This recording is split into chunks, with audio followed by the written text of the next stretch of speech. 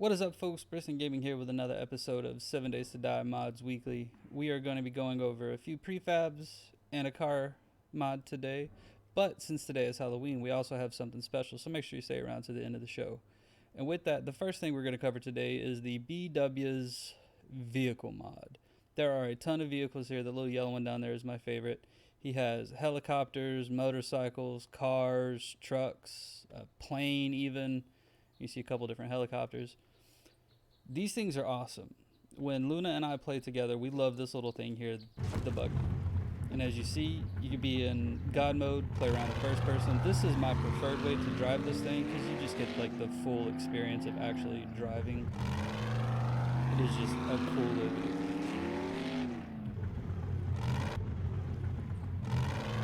Pull over here, and I'm gonna show you guys how this little airplane here works.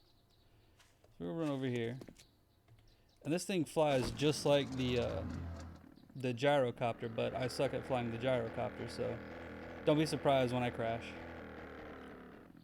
And that's the thing with the helicopters and the the helicopters and the planes all fly just like the gyrocopter. I actually made it over the trees, folks. Look at that. Now we're going to try to turn around and head back. Can I turn around? I cannot turn around. I do not understand how people can fly the gyrocopter as well. It is impressive, because I am not doing a good job of it at all. Very loud horn on this plane. I'm gonna crash. Bail out, every man for themselves. Haha, I went God mode before I could die. You see, folks, this mod adds a ton of vehicles here. When you have got your pick, you have this little weird looking monster truck thing over here. I don't even know what this thing is. It's small, it is a two-seater. That's the only problem with these. I don't know that there are any four-seater vehicles other than, I will show you, that I think it's a UH-60 back here. Wrong button. Yeah, UH-60. That actually is a four-seater. It is the only vehicle I know of that has been modded to hold 4 people. We've tried a lot of these other ones, but they don't hold but 2 people. But, you know, if you have a little 2-person playthrough, it's fine. These little buggies are fun as hell. I don't know why they're so fun. They more or less are just a vanilla 4x4, but I think it's more of an immersion factor for me because they really seem like a vehicle you would build in like a zombie apocalypse where there's just nothing else. Alright, folks, before we jump over to the next part of this showcase where we go through the prefabs, I'm going to take a minute to make sure and ask you guys, if you like the content, go ahead, like, subscribe, and drop a comment down below, as it helps out the channel a great deal. And we will see you at the first prefab. Okay, folks, so the first prefab we're going to look at today is the Eden Center Mall. You see right there on the sign. This thing is huge. It has those and more in it. It has a bunch of stuff. You see how big this thing is? It is massive. It really does add spice if you get tired of the 7 POIs that you can raid for the big quests. This thing is huge. It adds a ton of exploration, a ton to do, a ton to kill, and it could even make a pretty decent base. Can make a pretty cool community base if you decided you wanted something like this. This thing is just incredibly big. Captain and Metal put a ton of work in this thing. Make sure you guys give it a check and give them some love. They did a great job on this thing. It is a lot of fun to just explore through this and kill all the zombies. And we will move on to the next prefab. Alright, folks, our next prefab is the Wipe Your Sweet Badonkadonk Ink prefab. This prefab is hilarious. They did this because there was a toilet paper shortage this year, which is a ridiculous sentence to say, but there was.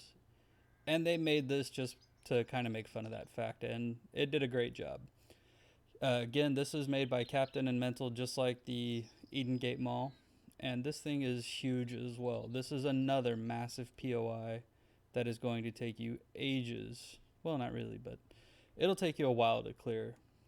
It is huge. There is a ton of stuff in here. There's a ton of loot, a ton of paper. If you ever need paper or anything like that, this is the place to come. And because of these stairs here and this area, hint hint, this makes an amazing base for Horde.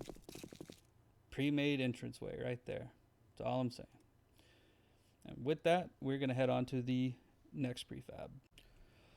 Alright folks, so the last two mods in the showcase before we get to the special one at the end is Sir Loachalot's Castle by Moses and Fawk-Loot-All by Fox. And these two are probably the best mods. I love this castle. This castle is freaking awesome looking. It can be turned into a base. It comes with a drawbridge. It comes with police, bears, and all kinds of stuff in here. It's got spiders. This is a huge POI. There is just a absolute ton of stuff in here to explore. You can build this thing up, fix it up, customize it how you want. Look at all these zombies. I'm not going to go through and do too much. I want you guys to see it for yourselves. This thing is huge. It comes with a moat that you can use to defend against zombies.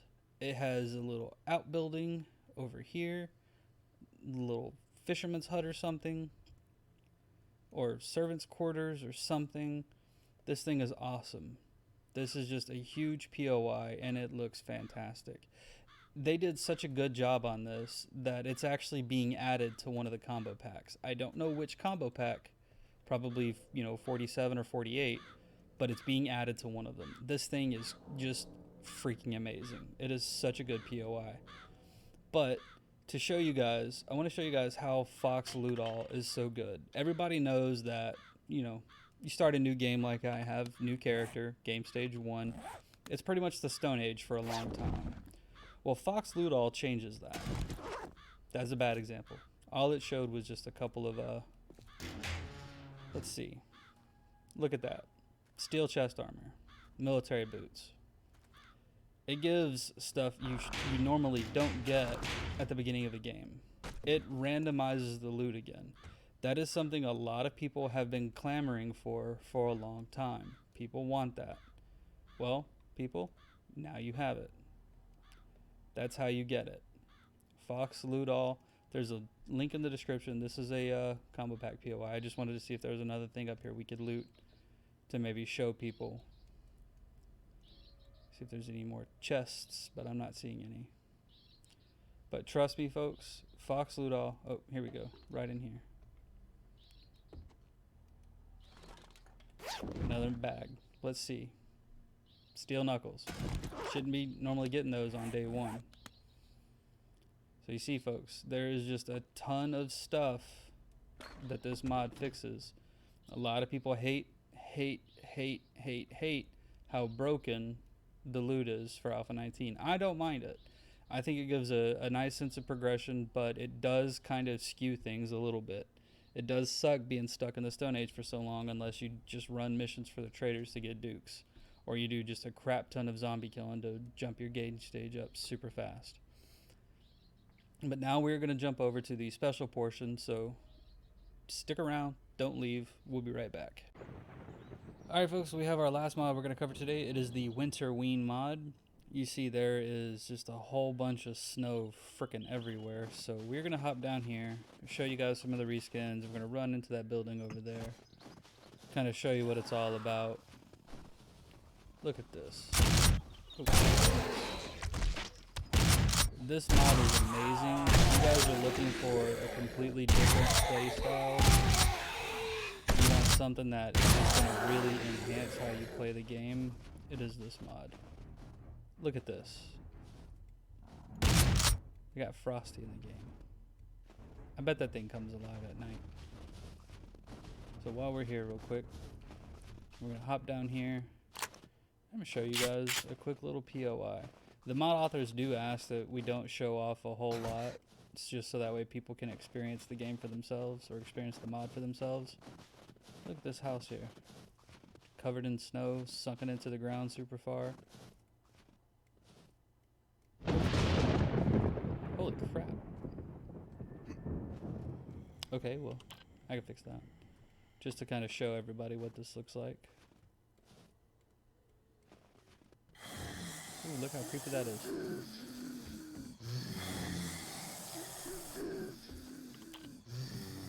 See some reskins here. Down the face. Run downstairs. Come over here, shoot a lady in the face. Shoot a lady in the face. Back away slowly. Almost running into this guy in the face.